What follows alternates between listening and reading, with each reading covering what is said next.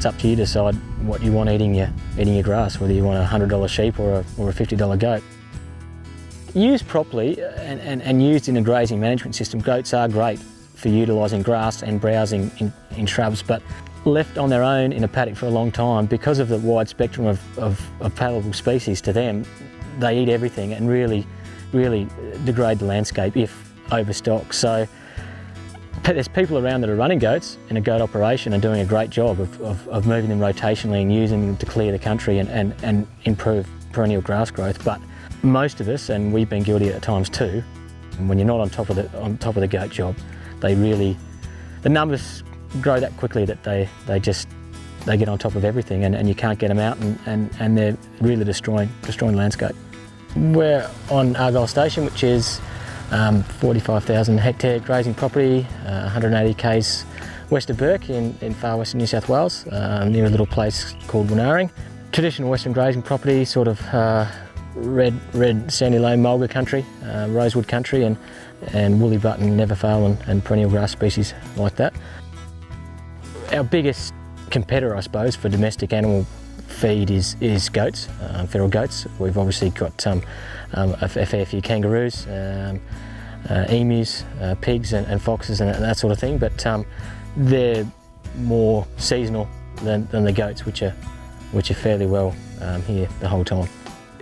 It was a huge problem for us when we started our rotational grazing program, and not having a place TGP fence, that we'd move our sheep out of a paddock thinking that we were doing a great thing by leaving some ground cover in there and allowing the paddock what we thought was total rest, and then finding that there'd been 1,000 goats come through from next door and eaten our paddock out and then gone back through again. So not only were we getting no financial benefit out of it, but they were leaving us with a paddock that by the time we put our stock back in it had no recovery period from grazing. So it was a huge problem, and that's why we embarked upon a fencing program in conjunction with the WCMA to try and allow us to move our stock around and have total rest for the grass post rotation.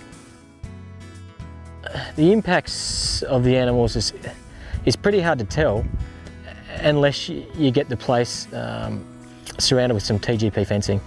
Once you've done that, you can really start working out what's happening. I mean, where we are here, there's no sheep here, but there's obviously grasses being eaten. So until you can install some trap yards and get some stock-proof fencing to get the animals in and really find out how many are there, you can't really determine what impact they are having. But when you've got the fencing that enables you to keep all your domestic animals out, you really see the impact that they're having.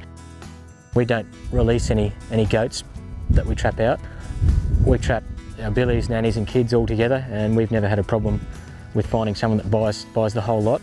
So that's how we try and monitor what's in the paddock, because once you've got your TGP fencing and you keep trapping, you're going to get rid of them eventually. It's when you start releasing the smaller ones back into your paddocks to grow them out that you get into trouble. But you don't know really how many are in there, and you don't know what damage you're doing because you never really know how many are there. So once you trap them out and trap everything out and get rid of everything, you can really monitor and control what's in your paddocks. Seasons like we've just had, where we've had 18 months of well above average rainfall, and an animal like a goat where the billies are out all the time, love that sort of thing. I mean, it's a great season for reproduction, so their numbers have really boomed. While they're booming though, and the money seems to be great from getting goats, it's also booming for your domestic animals. So it's up to you to decide what you want eating your grass, whether you want a $100 sheep or a $50 goat. So a season like this is good, gets the grass growing, gets the numbers of animals up, but it's also the best time to be getting rid of your feral animals. We found it really important on our place here to have a systematic plan of getting rid of your feral animals. There's no point just saying, oh well, we'll trap a few here and we'll trap a few there and we'll get on top of them like that. You've really got to get your TGP fencing up so that you can clean areas out and have them cleared out. Where we are here is a paddock of probably 50,000 acres. It's got internal fencing, but it's not really stock-proof, and it's been very, very difficult to try and get all the animals out. We've got water points in here that we're undertaking to fence now, but we're not quite there yet, and it's really, really evident that just by having a few trap yards, you really can't put a dent in the feral goat population. You really have to fence all your waters, TGP fencing, and trap them out and keep them out. It really just comes down to mathematics. I mean, our sheep amateur prize is returning us above $100 a lamb on average, and a goat's probably getting us 50 or 60. So you're getting double the price for a sheep. So although the goats have a use in utilising plant species in the country, because people use them opportunistically and don't really manage their numbers like you do with sheep, they tend to get on top of the country without you knowing it.